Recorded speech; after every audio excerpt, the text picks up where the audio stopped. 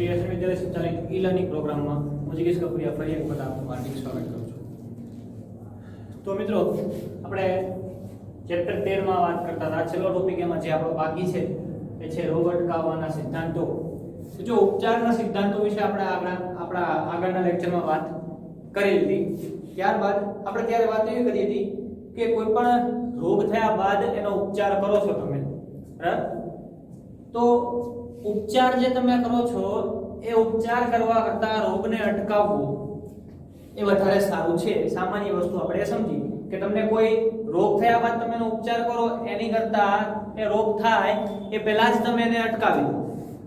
તો એ શું છે? એ અટકાવવાના સિદ્ધાંતો છે. એટલે કે માની લ્યો કે કોઈ એક સમયગાળા દરમિયાન જો તમને તમારી આસપાસ એવું જણાય છે કે આ રોગ વધારે માત્રામાં ફેલાય છે, તો ત્યારે તમે જો એ રોગ થાય તમને અને પછી તમે એનો ઉપચાર કરો એના કરતા બેટર શું છે કે તમને એ રોગ થાય જ નહીં એ બાબતનું તમે ધ્યાન રાખો, બરાબર? તો એ બાબતનું તમે ધ્યાન રાખશો તો એનાથી શું થશે? તો કે તમે જે રોગ મતલબ કે ફેલાય છે એની સામે તમે શું કર્યું? અટકાવવાનો પ્રયત્ન કર્યો અને કે ફેલાય નહીં. તો એને જ આપણે શું કહેશું? રોગ અટકાવવાના સિદ્ધાંતો. તો રોગ અટકાવવાના સિદ્ધાંતો વિશે મેં તમને આગળ વાત કરી હતી કે આ જે ટોપિક છે તમને બહુ જ સરળતાથી સમજી જશે. શા માટે? કારણ કે આ જે ટોપિક છે એનો હાલમાં આપણે તમામ લોકો ઉપયોગ કરીએ છીએ. એટલે કે રોજિંદા જીવનમાં આ સિદ્ધાંતો આપણે અમલમાં અત્યારે મૂકેલા છે, બરાબર? એટલા માટે તમે આ વધારે સરળતાથી એને સમજી શકશો. હવે એના સિદ્ધાંતોની વાત કરીએ તો રોગ અટકાવવાના જે સિદ્ધાંતો છે એમાં સંસર્ગજન્ય રોગથી છુટકારો મેળવવાની મુખ્ય 3 મર્યાદાઓ છે, બરાબર? એટલે કે તમે જ્યારે કોઈ સંસર્ગજન્ય રોગ જોવા મળે એ રોગની સામે તમે શું કરો? તો કે એનો ઉપચાર મેળવો, એને છુટકારો મેળવો કહેવાય. તો એનો ઉપચાર કરવાની મુખ્ય 3 મર્યાદાઓ છે. હવે 3 મર્યાદાઓ કઈ છે એના વિશે વાત કરી. સૌથી પહેલી મર્યાદા શું છે એની? તો કે જો કોઈ વ્યક્તિ એકવાર બીમાર થઈ જાય તો તેના શારીરિક કાર્યોને ખૂબ જ નુકસાન થાય છે અને તે ફરીથી પૂર્ણપણે સ્વસ્થ થઈ શકતો નથી. એટલે કે માની લ્યો કે કોઈ વ્યક્તિને સંસર્ગજન્ય રોગ જોવા મળે છે તો એ સંસર્ગજન્ય રોગ શું કરશે? તો કે એ એના શરીરના કાર્યોને ખૂબ જ નુકસાન પહોંચાડશે અને તે ફરીથી પૂર્ણપણે સ્વસ્થ થઈ શકતો નથી. તો જો અહીંયા સંસર્ગજન્ય રોગ વિશે વાત કરીએ આપણે તો એવું જરૂરી નથી કે દરેક પ્રકારના સંસર્ગજન્ય રોગમાં એ પૂર્ણપણે સ્વસ્થ થઈ જ ન શકે, બરાબર? ઘણી બધા કેસની અંદર અથવા ઘણા બધા રોગોની અંદર એ પૂર્ણપણે સ્વસ્થ થઈ પણ જતો હોય છે. પણ સામાન્ય વસ્તુ શું છે? તો કે સૌથી મોટી મર્યાદા એની છે કે એના શારીરિક કાર્યોને ખૂબ જ નુકસાન પહોંચાડે છે. એટલે આપણે સામાન્ય વાત કરીએ જો HIV ની, બરાબર? તો HIV થી શું થાય? આપણે વાત કરી ચૂક્યા કે રોગ પ્રતિકારક શક્તિ શું થશે? નષ્ટ થઈ જાય. હવે રોગ પ્રતિકારક શક્તિ નષ્ટ થઈ જાય તો મેં તમને વાત કરી તે પ્રમાણે કે કોઈ પણ નાનું ઇન્ફેક્શન હોય તો તરત લાગી જાય, વારે થકાનનો અનુભવ થાય, વારે તમને દર્દીને એવી ફરિયાદ જોવા મળે કે ભાઈ મને શરીર દુખે છે, શરીર તૂટે છે, બરાબર? હાંફ ચડી જાય છે, થાક લાગે છે. તો એ શું છે? તો કે શારીરિક જે કાર્યો છે કે જે શરીર દ્વારા કરવામાં આવતા રોજના કાર્યો એને ખૂબ જ નુકસાન થાય નથી, બરાબર? તો એની પહેલી મર્યાદા છે. અને આપણે કીધું એમ કે પૂર્ણપણે સ્વસ્થ પણ થઈ શકતો નથી પછી. ત્યારબાદ બીજી મર્યાદા શું છે? તો કે ઉપચારમાં લાંબો સમય લાગી શકે અથવા દર્દીને લાંબો સમય પથારીવશ રહેવું પડે છે. એટલે કે જ્યારે સંસર્ગજન્ય રોગ છે તો તમે એનો ઉપચાર કરો છો તો એવું જરૂરી નથી કે એનો ઉપચાર ટૂંક જ સમયમાં તમને મળી જાય, બરાબર? એના માટે ઘણી બધી વખત દર્દીને લાંબો સમય સુધી પથારીવશ પણ રહેવું પડે. હવે કોરોનાની વાત કરીએ આપણે તો એનો ઉપચારમાં શું છે? જો સામાન્ય રીતે 14 દિવસનું ક્વોરન્ટાઇન આપે છે અને એવું કહે છે કે 14 દિવસમાં રોગ મટી જાય, બરાબર? પણ ઘણા બધા કિસ્સાઓ એવા પણ જોવા મળે કે 1 મહિનો, 2 મહિના, 3 મહિના સુધી પણ દર્દીને મળતો નથી, બરાબર? અને ઘણા બધા કેસમાં દર્દીનું મૃત્યુ પણ થાય છે. તો અહીંયા ઉપચારમાં શું છે? સમય નક્કી નથી. એટલે કે એવું જરૂરી નથી કે 14 દિવસમાં જ મટી જશે, 3 મહિને પણ મટશે.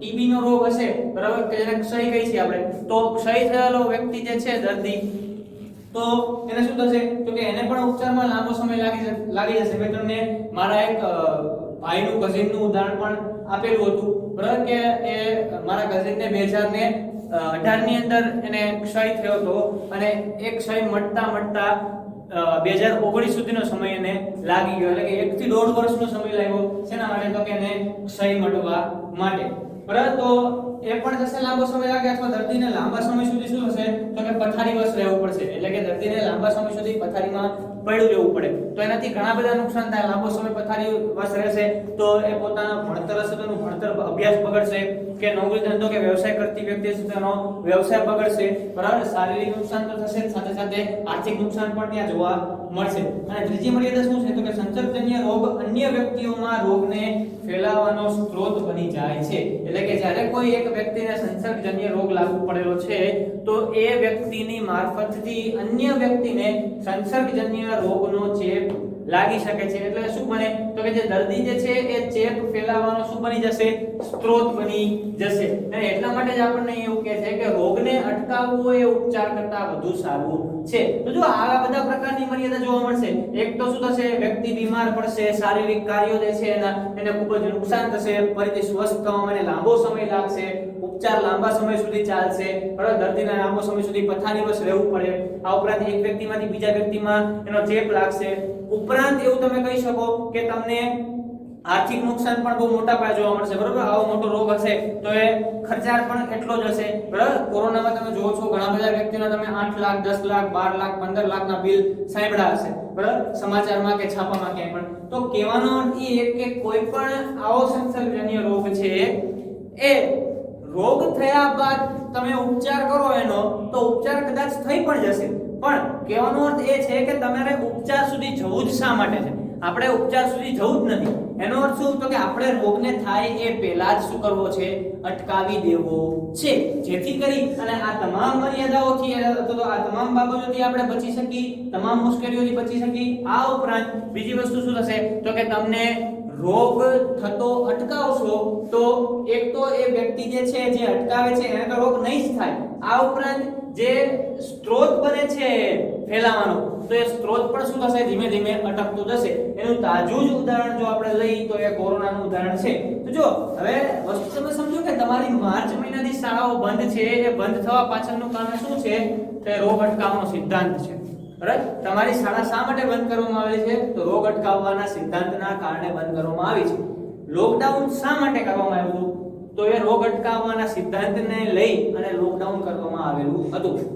અહીંયા આપણે શું કર્યું હતું? તો કોરોનામાં આપણે આ જ વસ્તુ કરી કે રોગ જે છે કોરોનાનો ઉપચાર હજી તો કોઈ એવો ખાસ ઉપચાર નથી કે ગેરંટી સાથે કોઈ ડોક્ટર કે કોઈ સાયન્ટિસ્ટોએ હજી સુધી એવું કીધું નથી કે ભાઈ આ દવાથી કે આ રસીથી તમને કોરોના મટી જ જશે. રસી તો રોગ થયા પહેલા માટેની વસ્તુ છે. કહેવાનો અર્થ એ કે રોગ થયા બાદ માટે પણ કોઈ પણ ડોક્ટરો કે સાયન્ટિસ્ટોએ હજી સુધી એવું નથી કીધું કે કોરોના માટે આ દવા જે છે 100% કામ કરશે, બરાબર, અથવા 100% તમને નથી રોગ મટી જશે.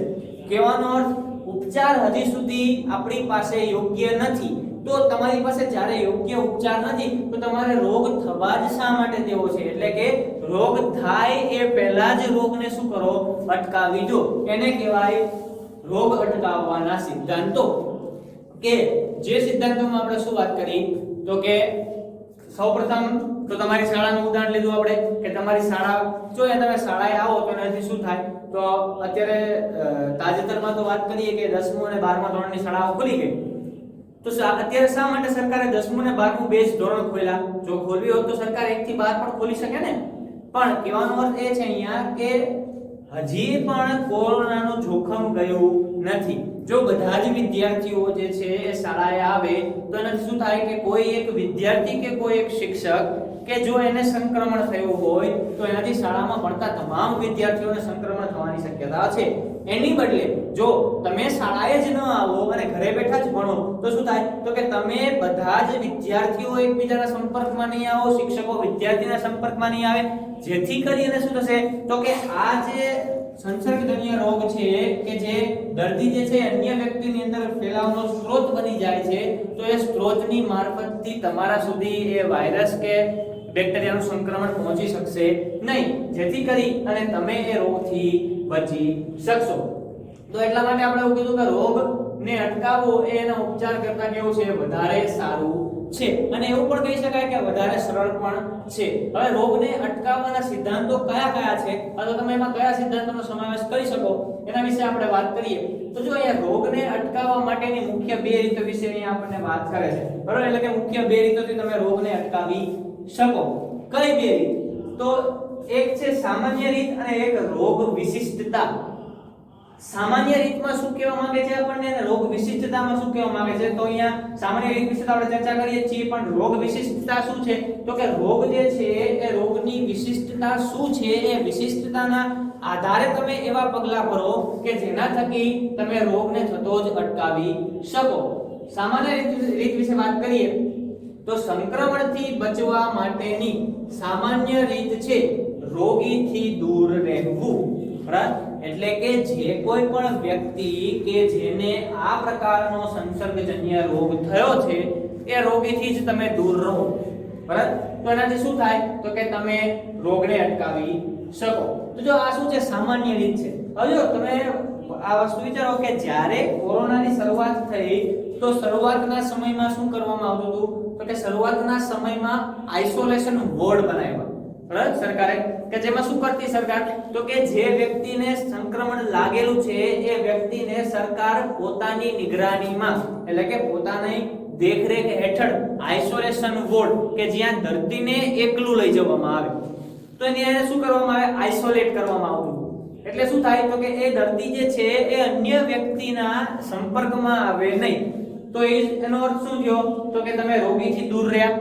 બરાબર. એટલે કે રોગી જે છે એના તમે કોન્ટેક્ટમાં આવશો નહીં. તો ત્યારે શરૂઆતમાં જ્યારે કેસ ઓછા હતા તો ત્યારે શક્ય હતું કે તમે જે લોકોને સંક્રમણ થયું છે એને તમે સરકારની દેખરેખ હેઠળ આઇસોલેશન વોર્ડમાં રાખી શકો. પણ ધીમે ધીમે જેમ જેમ રોગમાં વધારો થતો ગયો, એના કેસમાં વધારો થતો ગયો તો હવે શક્ય નથી કે 5 લાખ કે 10 લાખ કે 15 લાખ કેસ થયા તો 15 લાખ દર્દીઓને સરકાર પોતાની નિગરાનીમાં રાખી શકે.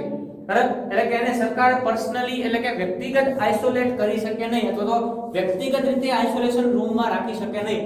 તો પછી સરકારે શું કર્યું? તો કે સરકારે પછી એવા પગલાઓ લીધા કે હવે શક્ય નથી કે દરેક વ્યક્તિને તમે એક વ્યક્તિને વ્યક્તિગત રીતે કે જેને સંક્રમણ છે એમ તમે આઇસોલેટ કરી શકો. તો સરકારે ત્યારબાદ એવા પગલાં લીધા કે હવે તમે સરકારની દેખરેખમાં નહીં પરંતુ પોતાના જ ઘરમાં પોતાની જવાબદારીથી આઇસોલેટ થઈ જાવ. એટલે કે પોતાના જ ઘરને આઇસોલેશનમાં લઈ લો.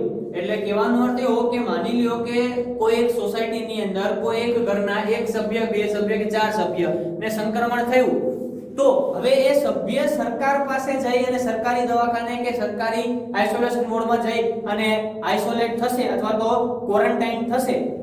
એના કરતા એ જ જો સભ્યો જે છે ઘરના એ પોતાના જ ઘરની અંદર જો ક્વોરન્ટાઇન થઈ જાય એટલે કે એ લોકો ઘરની બહાર ન નીકળે અને અન્ય વ્યક્તિ કોઈ એના ઘરમાં ન જાય તો શું થશે? તો કે એ દર્દીઓ અન્ય વ્યક્તિઓના સંપર્કમાં આવશે નહીં અને એનાથી શું થશે? તો કે તમે એનું સંક્રમણ એક વ્યક્તિમાંથી બીજી વ્યક્તિમાં ફેલાતું અટકાવી શકશો. એટલે સામાન્ય રીતમાં સૌથી મુખ્ય બાબત શું છે? તો કે સંક્રમણથી બચવા માટેની સામાન્ય રીત છે રોગીથી દૂર રહેવું. એટલે કે તમે રોગીના સંપર્કમાં જ આવશો નહીં. હવે જો સંક્રમણ જે થાય છે એ સંસર્ગજન્ય રોગનું સંક્રમણ થવા પાછળની ઘણી બધી રીત હોઈ શકે. એટલે કે ઘણા બધા પરિબળોની મારફતથી રોગ ફેલાઈ શકે. તો એ રોગ ફેલાવાની રીત શું છે એ પણ જાણવું ખૂબ અગત્યનું છે. તો તમે એની સામે અટકાવવાના પગલાં લઈ શકશો. તો એ જો માની લો કે રોગ હવાથી ફેલાય અથવા તો પાણીથી ફેલાતો હોય કે પર્યાવરણથી કે વાતાવરણથી કે જેનો હવામાન સમાવેશ થશે તો આ બધી રીત શું છે? રોગ ફેલાવાની રીત છે. એટલે કે આ રીતે રોગ ફેલાઈ શકે એવું આપણે કહી શકીએ. પણ હવે અહીંયા રોગ ફેલાવાની રીતમાં માની લો કે જો હવાથી ફેલાતો રોગ છે તો એની માટે તમે શું કરશો? તો જો અહીંયા આપણે કોરોના માટે જે કોઈ પણ પગલાં લઈએ છીએ અથવા જે કોઈ પણ ગાઈડલાઈન આપણને આપવામાં આવેલી છે એ તમામ ગાઈડલાઈન હવા માટે અથવા તો હવાથી ફેલાતો જે સંસર્ગજન્ય રોગ છે ત્યાં લાગુ પડશે. એટલે કે કોરોનાની વાત આપણને ખબર છે કે હવાથી ફેલાતો રોગ છે કે એ વાયરસ જે છે એ શું કરે છે? તો કે એક વ્યક્તિ કે જે કોરોનાથી સંક્રમિત છે એ જ્યારે છીંક અથવા તો ઉધરસ ખાય છે ત્યારે એ વાયરસ એના શરીરમાં પાણીના સૂક્ષ્મ ટીપા સ્વરૂપે બહાર આવે છે. અને વાતાવરણની અંદર રહેલી હવામાં શું કરે છે તો કે એ ફેલાય છે. તો હવે વાતાવરણની અંદર રહેલી હવામાં એ ફેલાશે, ત્યારબાદ જો અન્ય કોઈ સ્વસ્થ વ્યક્તિ ત્યાંથી પસાર થશે તો ત્યાં આવશે અને એ વ્યક્તિ એ હવાને શું કરશે તો કે શ્વસનની ક્રિયા માટે લેશે, તો હવાની સાથે એ કોરોના વાયરસ પણ એના શરીરમાં દાખલ થશે અને વાયરસ દાખલ થવાથી એ વ્યક્તિ પણ સંક્રમિત થશે. તો એની માટે શું કરવું જોઈએ તો કે એને અટકાવવા માટેના પગલાં શું લેવા જોઈએ? તો એ અટકાવવા માટેના પગલાઓથી તમે પરિચિત છો, એટલે કે એને અટકાવવા માટે તમારે શું કરી શકાય તો કે એવી જગ્યાએ ન જવું જોઈએ આપણે કે જ્યાં વધારે ભીડ એકત્રિત થતી હોય. બરાબર, જો ભીડ એકત્રિત થતી હોય તો ત્યાં મતલબ કે તમને ખબર ન પડી શકે કે કોઈ વ્યક્તિ સંક્રમિત છે કે નહીં. અને જો એ વધારે ભીડમાં જાવ, ભલે તમારાથી વ્યક્તિ દૂર છે જે વ્યક્તિ સંક્રમિત છે, પરંતુ ત્યાં સંક્રમિત વ્યક્તિ જો હાજર હોય તો શું થશે તો કે એનાથી અન્ય વ્યક્તિઓને ચેપ લાગવાની શક્યતા છે અને એ વ્યક્તિઓથી તમને ચેપ લાગવાની શક્યતા છે. તો એટલા માટે થઈને એવી જગ્યાએ જવાનું ટાળવું જોઈએ કે જ્યાં વધારે ભીડ એકત્રિત થતી હોય. આ ઉપરાંત મેં તમને કીધું કે વધારે ભીડ એકત્રિત થતી હોય એ જગ્યાઓ મુખ્યત્વે તો આપણે જોવા જઈએ તો કઈ થશે, તો તમારી માટે વાત કરીએ તો શાળા, કે શાળા એવી જગ્યા છે કે જ્યાં વધારે ભીડ એકત્રિત થતી હોય. તો એટલા માટે સરકારે શું કર્યું તો કે શાળા કોલેજોને બંધ કરી દીધી, શટડાઉન કરી, કે જેને આપણે લોકડાઉન કીધું. બરાબર, તો તમારી માટે એ છે. આ ઉપરાંત અન્ય વ્યક્તિઓ કે જે રોજગાર મેળવે છે કે ધંધો વ્યવસાય કરે છે, તો એમની માટે જે કોઈ પણ એમનો ધંધો કે વ્યવસાય છે ત્યાં એમની સાથે કામ કરતા લોકો જે છે એ પણ હશે, તો ત્યાં પણ ભીડ એકઠી થતી હશે. એટલા માટે સરકારે શું કર્યું તો કે એવી બધી જે કંપનીઓ છે કે જેની પાસે વધારે માત્રામાં સ્ટાફ છે, એટલે કે 200 જણાનો સ્ટાફ, 500 જણાનો સ્ટાફ કે 1000 લોકોનો સ્ટાફ છે, તો એવી લોકોને સરકારે વર્ક ફ્રોમ હોમ નો ઓપ્શન આપ્યો. એટલે કે સરકારે કંપનીઓને ફરજિયાતપણે એવું કીધું કે તમારે તમારા કર્મચારીઓને વર્ક ફ્રોમ હોમ આપવાનું છે. એટલે એનો અર્થ શું તો કે કોઈ એક વ્યક્તિ કે જે એક મલ્ટીનેશનલ કંપનીમાં કામ કરે છે, માની લો કે એ કોઈ આઈટી કંપનીમાં કામ કરે છે, બરાબર, તો એ આઈટી કંપનીમાં એનું કામ શું તો કે સોફ્ટવેર બનાવવાનું કે સોફ્ટવેરને ડિઝાઇન કરવાનું કે કોઈ વેબસાઈટ બનાવવાનું. તો હવે એ વ્યક્તિ એ કામ તો પોતાના કોમ્પ્યુટરથી જ કરે છે, કે જે કોમ્પ્યુટર એની પાસે ત્યાં કંપનીમાં છે અથવા તો એની ઓફિસ પર છે. તો હવે એ વ્યક્તિ જે કામ ઓફિસે જઈ અને એના કોમ્પ્યુટરથી કરે છે એ જ કામ એ વ્યક્તિ પોતાના ઘરે બેસીને પોતાના ઘરના કોમ્પ્યુટરથી પણ કરી શકે. એટલા માટે સરકારે શું કીધું તો કે એવી કંપનીઓ કે જેની પાસે બહુ વધારે માત્રામાં સ્ટાફ છે અથવા તો સંખ્યા વધારે છે સ્ટાફની, તો એ લોકો ઓફિસે એ લોકોને ભેગા કરશે નહીં અને એ લોકો શું કરશે તો કે વર્ક ફ્રોમ હોમ કરશે, એટલે કે ઘરેથી જ પોતાનું કામ કરશે. કે જેમાં એ લોકો શું કરતા હોય તો કે સવારે 8 થી લઈને રાતના 8 સુધીનો ટાઈમ હોય, તો સવારના 8 વાગ્યાથી શું કરે તો કે ઓનલાઈન એટેન્ડન્સ આપી પોતાની અને કામ કરવાની શરૂઆત કરે. રાત્રે 8 વાગ્યા સુધી કામ કર્યા બાદ ઓનલાઈન પોતાની ફરીથી એટેન્ડન્સ આપી દે.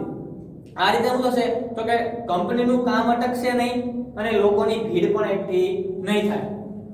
તો એ રીતે તમે શું કરી શકો તો કે રોગને ફેલાતો અટકાવી શકો. આ ઉપરાંત આપણે કહી છીએ કે દરેક વ્યક્તિએ માસ્ક પહેરવું જોઈએ, સોશિયલ ડિસ્ટન્સિંગ રાખવું જોઈએ, કે જેમાં આપણે 2 ગજ દૂરીની વાત કરીએ છીએ, બરાબર, તો કે 2 ગજ જેટલી એકબીજાથી દૂરી રાખવી જોઈએ. મતલબ કે આનો અર્થ શું કે કોઈ વ્યક્તિ માની લો કે 3 થી 4 વ્યક્તિ ભેગા થાય છે, તો ભલે તમે ભેગા થાવ છો પણ તમે સોશિયલ ડિસ્ટન્સિંગ રાખો. સોશિયલ ડિસ્ટન્સિંગ એટલે શું કે ભાઈ માની લો કે તમે 3 મિત્રો ભેગા થયા, તો 3 મિત્રો પહેલાના સમયમાં એટલે કે કોરોના પહેલા તમે જે રીતે ભેગા થતા હતા, જે રીતે રમતા હતા, એ રીતે ભેગા થવું જોઈએ નહીં. હવે તો શું કરવું તો કે તમે 3 વ્યક્તિ અથવા 3 મિત્ર ભેગા થાવ છો તો ભેગા થઈને ઊભા રહો, પણ થોડા દૂરના અંતરે. એટલે કે તમારો એક મિત્ર અહીંયા ઊભો છે તો બીજા મિત્રને તમે થોડો એનાથી પણ દૂર ઊભો રાખો અને તમે એ બંનેથી દૂર ઊભા રહો. એને તમે શું કહો છો સોશિયલ ડિસ્ટન્સિંગ. તો માસ્ક પહેરવું જોઈએ, સોશિયલ ડિસ્ટન્સિંગ રાખવું જોઈએ આપણે. આ ઉપરાંત તો કે હાથને આપણે વારંવાર હેન્ડ સેનિટાઈઝર અથવા તો સાબુથી સાફ કરવા જોઈએ. જો બને ત્યાં સુધી સાબુથી જ સાફ કરવા.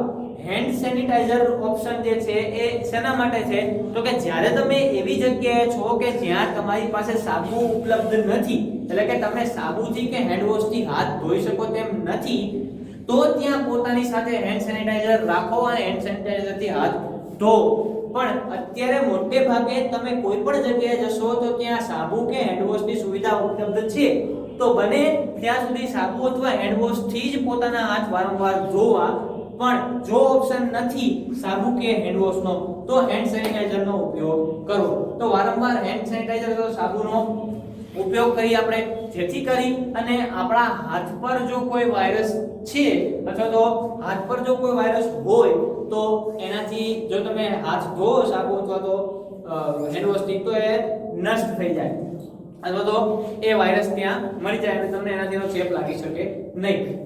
અને આ ઉપરાંત બીજી વસ્તુ શું તો કે તમે જો એવી જગ્યાએ જાઓ છો કે જ્યાં ભીડ છે વધારે માત્રામાં તો ત્યાં શું કરશો તમે તો કે ત્યાં તમારે બને ત્યાં સુધી શું કરવું તો કે કોઈ પણ કામ વગરની અથવા તો જરૂરિયાત વગરની કોઈ પણ જગ્યાએ અડવું નહીં, જેથી કરી અને તમારા હાથ ઉપર વાયરસ આવવાની શક્યતાઓ કેવી થઈ જાય, ઓછી થઈ જાય.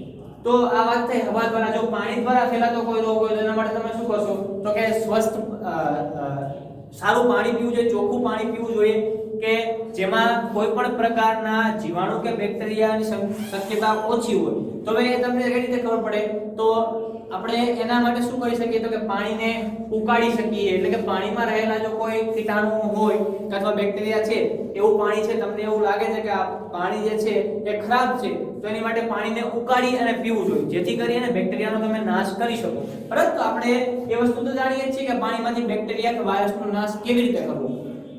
તો ચોખ્ખું પાણી પીવાથી અથવા તો જો પાણીની અંદર તમને બેક્ટેરિયા છે એવું લાગે છે તો એને શું કરવું તો કે ઉકાળી અને હુંફાળું પાણી પીવું જોઈએ. અને આમ તો અત્યારની વાત કરીએ આપણે તો અત્યારે તો હુંફાળું પાણી જ પીવું જોઈએ, કારણ કે એક તો શિયાળો અને ઉપર જતા કોરોના વાયરસ. બરાબર, તો આ રીતે તમે પાણીથી ફેલાતો કોઈ રોગ હશે તો એનાથી તમે બચી શકશો. પર્યાવરણની વાત કરીએ આપણે તો ઘણી બધી વખત તમે સાંભળ્યું હશે કે તમારી આસપાસ તમને ડેન્ગ્યુના કેસ વધતા જોવા મળશે કે મેલેરિયાના કેસ વધતા જોવા મળે છે કે ટાઇફોઇડના કેસ વધતા જોવા મળે છે. બરાબર, તો ત્યારે શું કરી શકીએ આપણે તો કે જો આ બધા મુખ્યત્વે રોગ એવા છે કે જે મચ્છરના ઉપદ્રવથી અથવા મચ્છરથી થતા રોગો છે, તો એવા સમયમાં તમે એવું કરી શકો કે તમારી આસપાસનું જે વાતાવરણ કે પર્યાવરણ છે તે સ્વસ્થ હોય અથવા તો સ્વચ્છ હોય એની તમે ખાસ કાળજી રાખી શકો.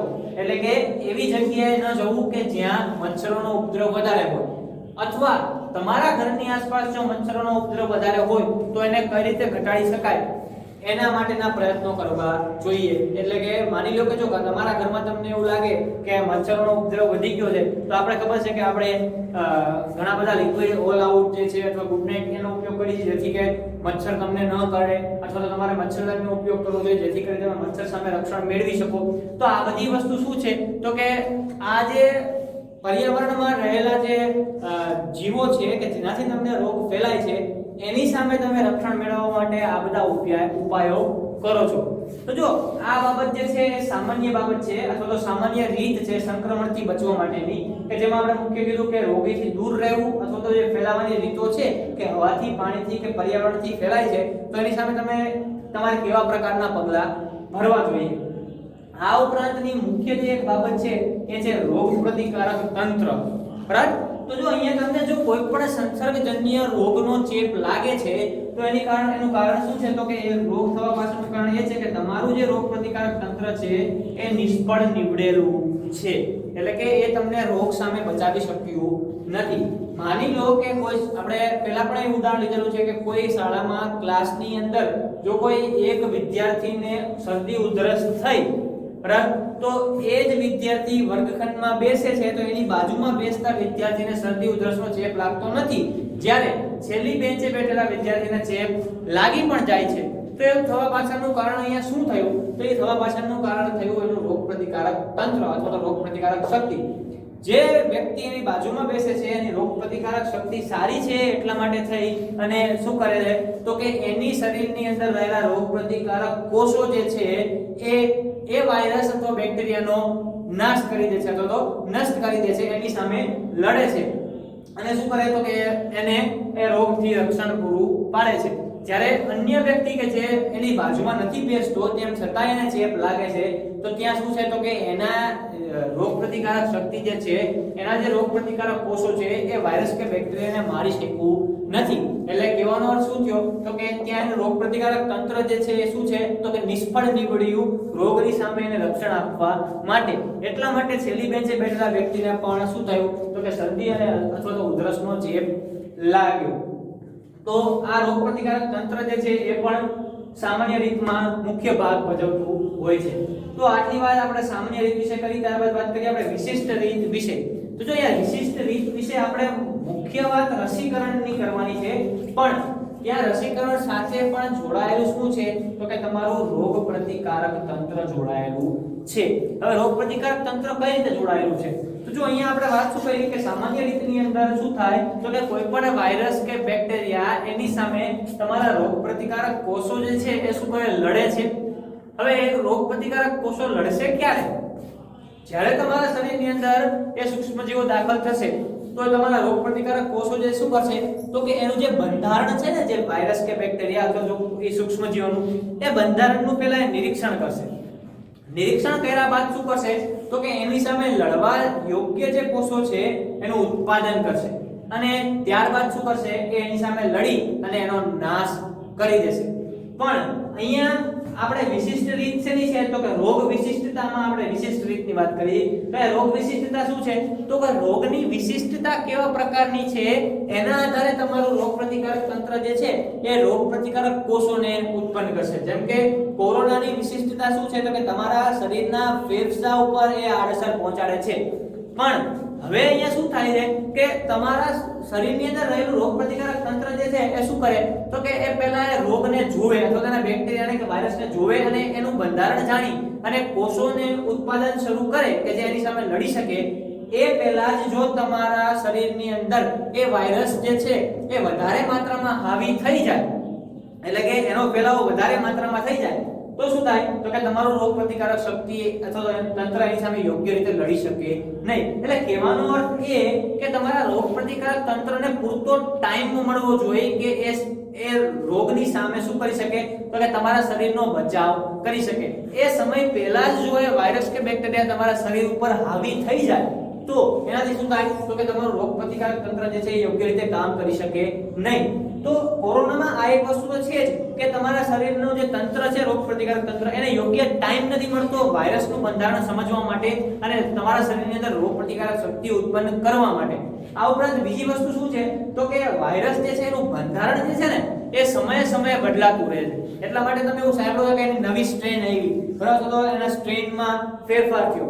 તો એ વાયરસનું શું છે બંધારણ છે. તો એ બંધારણમાં સમયે સમયે ફેરફાર થતો રહે એનાથી શું થાય તો કે તમારું રોગ પ્રતિકારક તંત્ર જે છે એ હજી માની લો કે વાયરસને ઓળખી શક્યું હોય ત્યાં એ વાયરસે પોતાનું બંધારણ ફેરવી નાખ્યું તો શું થશે તો કે હજી હવે નવું બંધારણ છે એ તમારા શરીર જે છે એનાથી પરિચિત નથી, તો એ રોગ પ્રતિકારક કોષો ઉત્પન્ન કરી શકશે નહીં.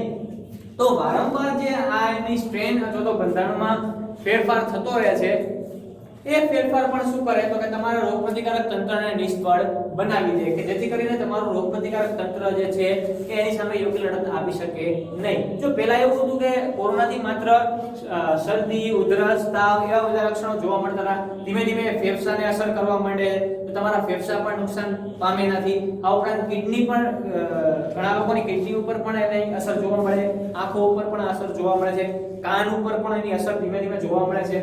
તો કહેવાનો અર્થ એ કે એ જે વાયરસ છે એ ધીમે ધીમે પોતાના બંધારણમાં અને એનાથી થતા જે કંઈ પણ નુકસાન છે એમાં વારંવાર ફેરફાર કરતો રહે, અલગ અલગ અંગો ઉપર આક્રમણ કરે છે તો તમારું રોગ પ્રતિકારક તંત્ર જે છે ત્યાં યોગ્ય રીતે કામ કરી શકતું નથી.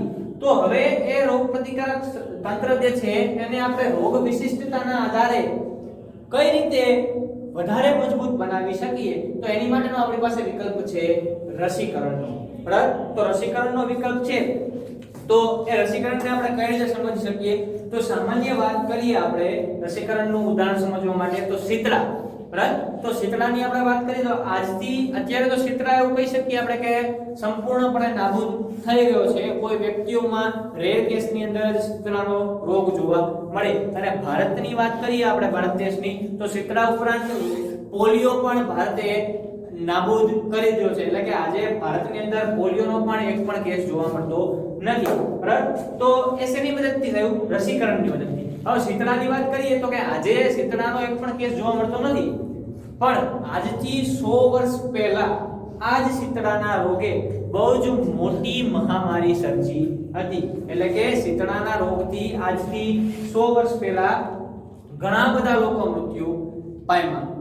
હવે ત્યારે શું થયું હતું તો ત્યારે ઘણા બધા લોકો એવા હતા કે જે જેને શીતળાનો રોગ થયો, તો હવે જે અન્ય લોકો જે હતા કે જેને રોગ નથી થયો, બરાબર, તો એ લોકો જે દર્દી હતા શીતળાથી એનાથી ખૂબ જ ડરતા હતા. એટલે કે એ લોકો એમની પાસે ન જતા અને એમનાથી દૂરી રાખતા હતા. જે આપણે વાત કરી રોગને અટકાવવા માટેની સામાન્ય રીતમાં કે સંક્રમણથી બચવા માટેની સામાન્ય રીત છે રોગીથી દૂર રહેવું.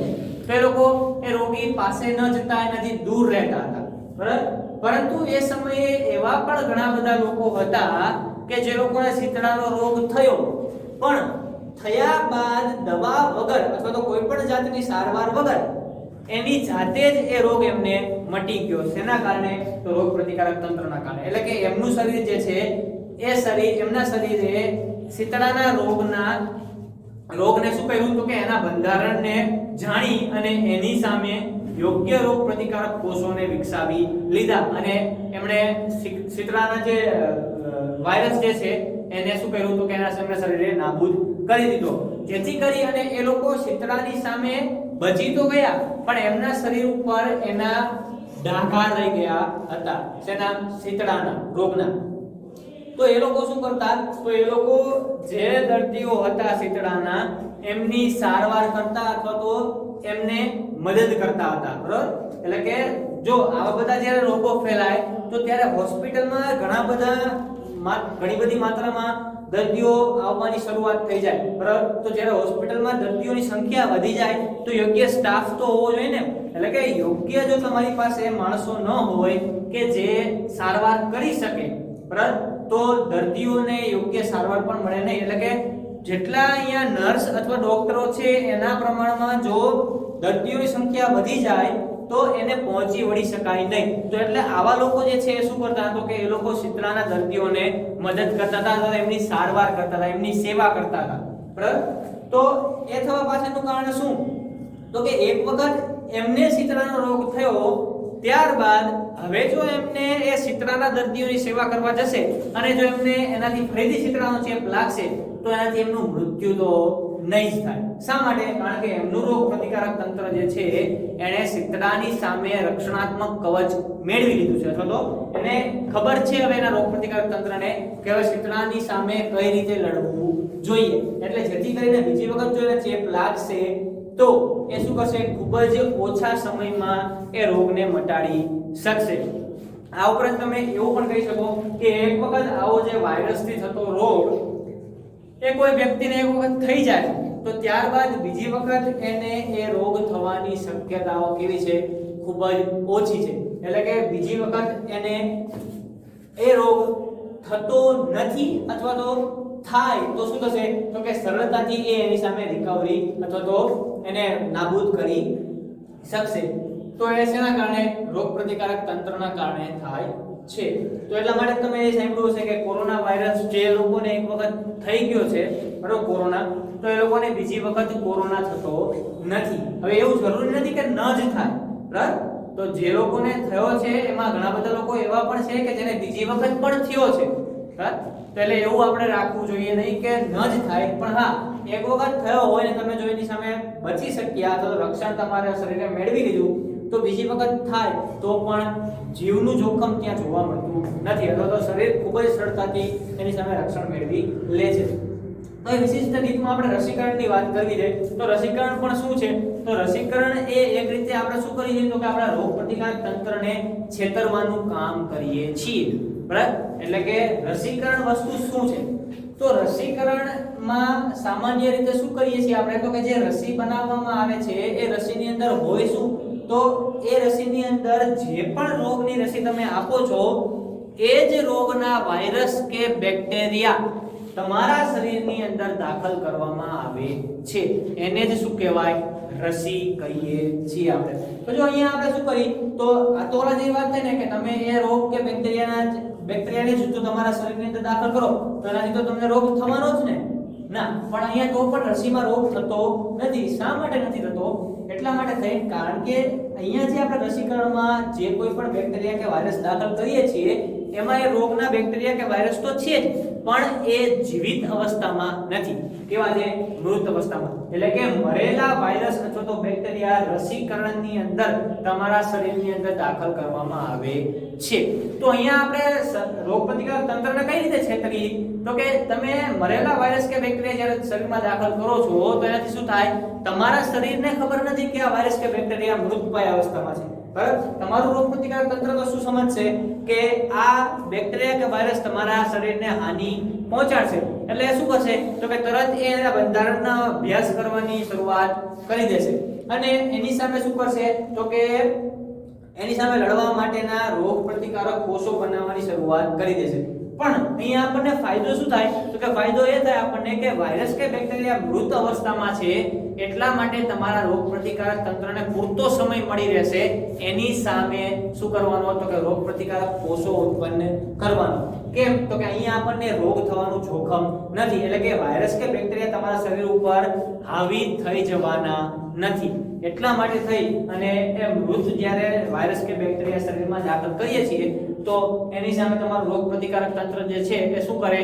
તો કે એની સામેના જે જરૂરી કોષો છે એને એ બનાવી લે અને એનાથી શું થાય?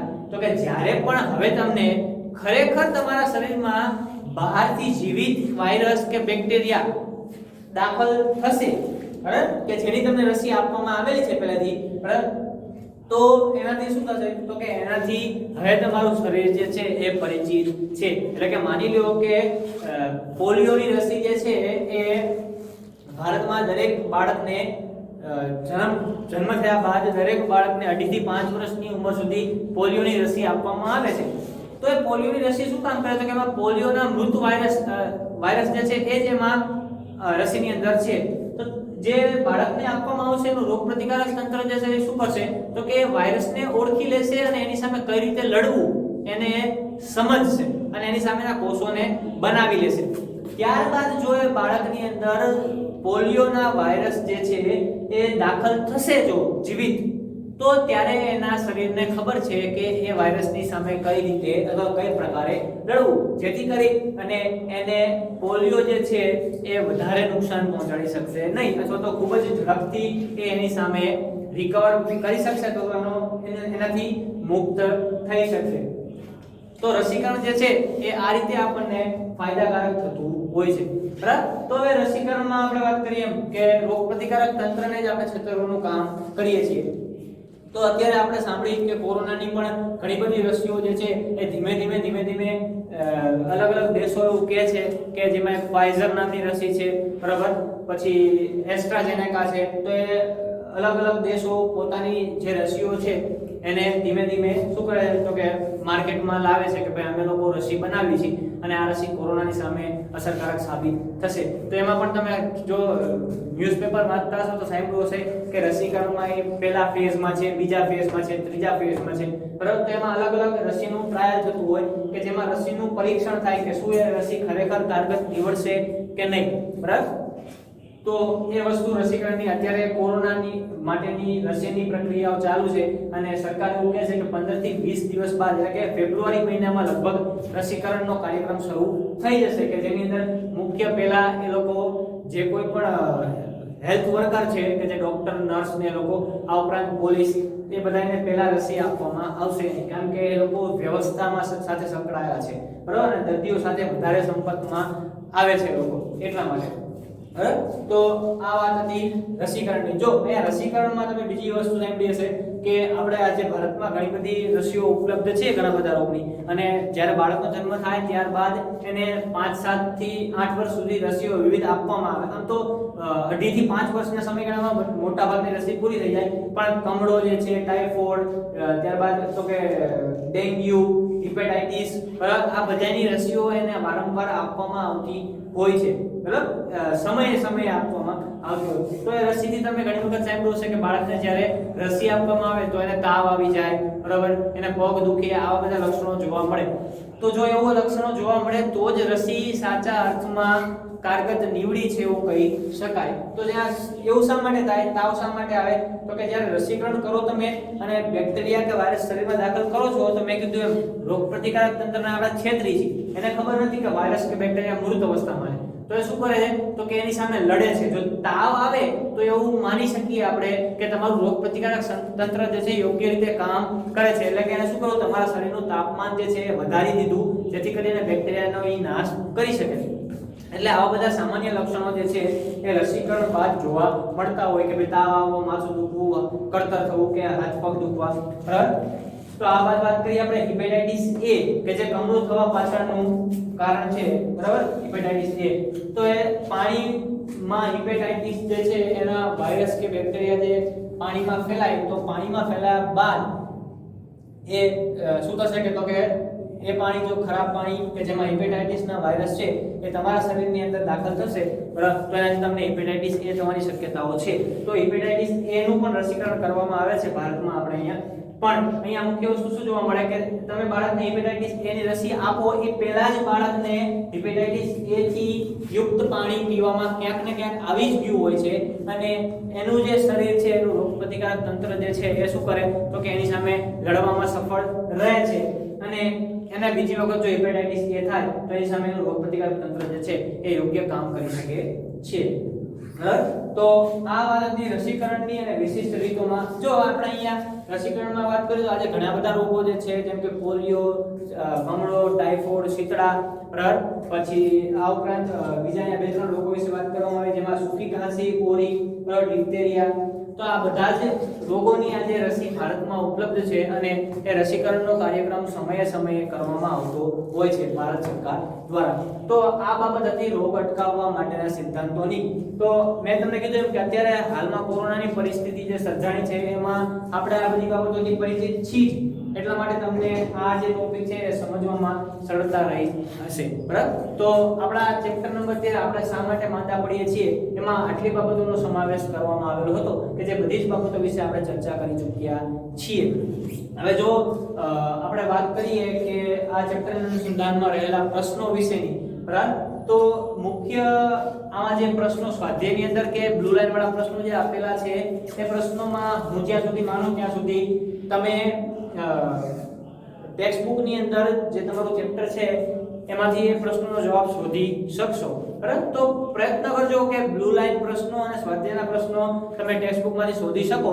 બાકી નહીં તો જે તે સમયે શાળા જો તમારી હવે ચાલુ થશે 9મું ધોરણ પણ, તો આપણે વર્ગખંડમાં મળીશું તો ત્યાં હું તમને એના પ્રશ્નોનો જવાબ લખાવી દઈશ, અથવા તો પછી તમને અહીંયાથી જે રીતે WhatsApp દ્વારા જે મટીરીયલ આપવામાં આવે છે તેમાં હું તમને પ્રશ્નોના જવાબ જે છે એના એ પહોંચાડી દઈશ. તો એવી આશા રાખું કે આ ચેપ્ટર નંબર 13 ની અંદર તમને કોઈ પણ પ્રકારનો પ્રશ્ન નહીં હોય અથવા તો કોઈ વસ્તુ નહીં સમજાણી હોય એવું નહીં હોય. જો તેમ છતાંય તમને કાંઈ ન સમજાણું હોય, બરાબર, તો એને તમે નોટ કરી શકો, અને જ્યારે પણ તમારી સ્કૂલ ચાલુ થાય તો ત્યારે તમે મને પૂછી શકો છો, ત્યારે તમારા એ પ્રશ્નોને હું યોગ્ય રીતે જવાબ આપી દઈશ, બરાબર. તો અહીંયા આપણે આ ચેપ્ટરને પૂર્ણ કરીએ છીએ. આભાર. જય હિન્દ.